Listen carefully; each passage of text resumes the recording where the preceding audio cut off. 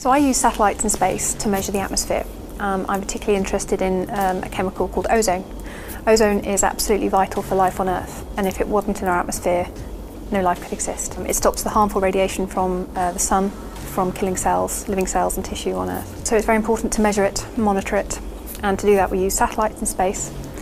That's because they can measure globally every day. We then use computers to process this data and produce maps, a bit like this. And we use this information to detect how much ozone is there. So we can do things like measure the ozone hole around Antarctica, and we can see if it's filling in or not. The satellites measure light as it passes through the atmosphere, and we're able to use that information and what we understand about the atmosphere and how light passes through it to understand what gases are in it. So when light passes through ozone, certain frequencies are absorbed more than others, and that's a signature that we can detect. And we use this to actually quantify how much ozone is there. So we can produce maps of the planet and how much maps of ozone, and they tell us where there is a lot, where there is little. Understanding how light works is fundamental to what I do. We couldn't understand so many processes unless we understood how light interacts with matter. Light will be absorbed or scattered at different frequencies depending on what is in the air.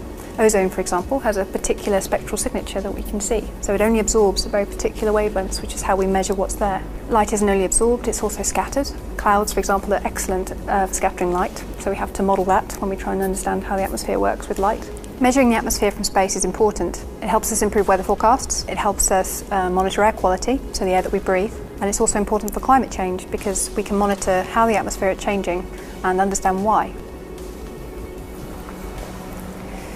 So in order to interpret satellite measurements, we need to understand how light passes through the atmosphere and how it interacts with the atmosphere.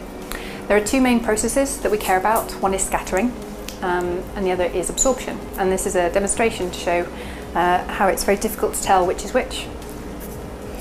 So we have some ink, and we have some milk.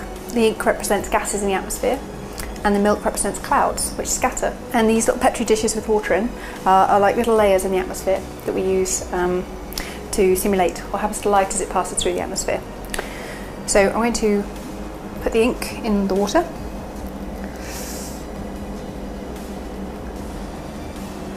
And you can see it turns black. Essentially it's black because it's absorbing light. And there's the milk that represents the clouds. That's white, and it's white because it's scattering. All the little molecules inside the milk are scattering the light. But as you can see on the screen, the light that's transmitted through both of these both look dark, and you can't tell which is which. You can't tell what's happening to the light as it's passing through and what's transmitted. So you have to have a different measurement, an independent measurement, to understand what's going on. And this independent measurement is looking at it directly, where we see one is dark and one is light. So we have the dark, which is absorbing, the light, which is scattering, but from space it's very difficult to tell which is which.